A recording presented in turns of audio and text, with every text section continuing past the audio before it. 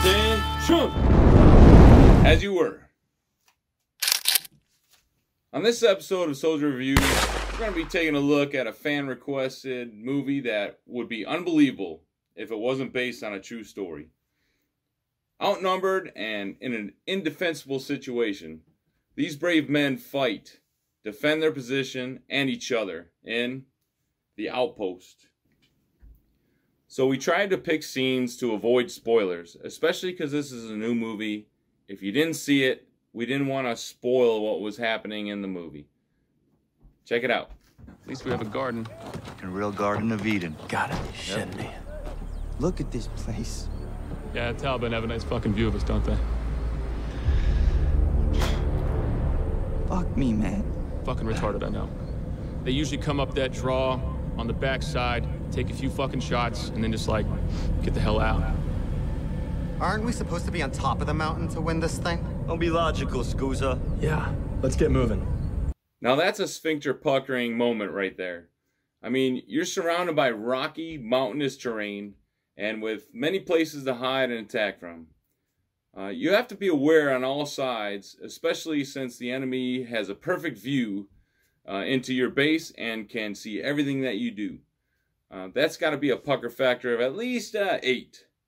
That's why it's smart to walk the different vantage points to see what the enemy sees. This is X-Ray. CO wants you to put some 120s in the Olive Garden. I'll say again, 120s in the Olive Garden. Over. Thompson, we got Olive Garden, baby! Fucking go again! Let's lock this motherfucker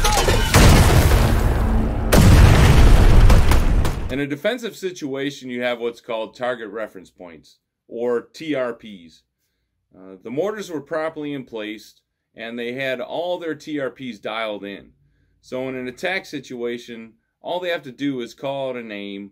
The mortar crew know exactly where to put their munitions downrange and can do so rapidly.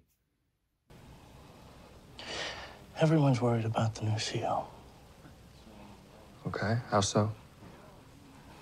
He doesn't know what he's doing. He's scared. It's obvious. He doesn't leave the talk except to take a shit. Even then, he does it with an escort. I carry his piss every other day to the burn pit. The men call him Broward the Coward. The new company commander got himself a derogatory nickname. The other leaders in the unit were smart enough to put the kibosh on that shit immediately. They know that insubordination can become a plague on a unit, and you gotta nip it in the bud. Every commander is different, and you don't get to pick who your CO is. You just gotta follow his orders. The only thing the soldier should be worrying about is doing his job and looking out for his brothers to his left and his right.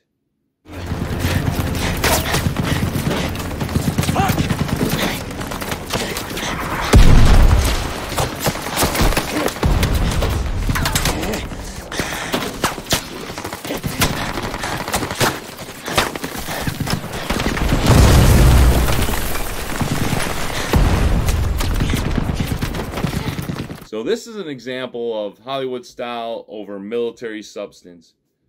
They wanted a one-shot scene here and decided to use mortar explosion and smoke to cover their cuts.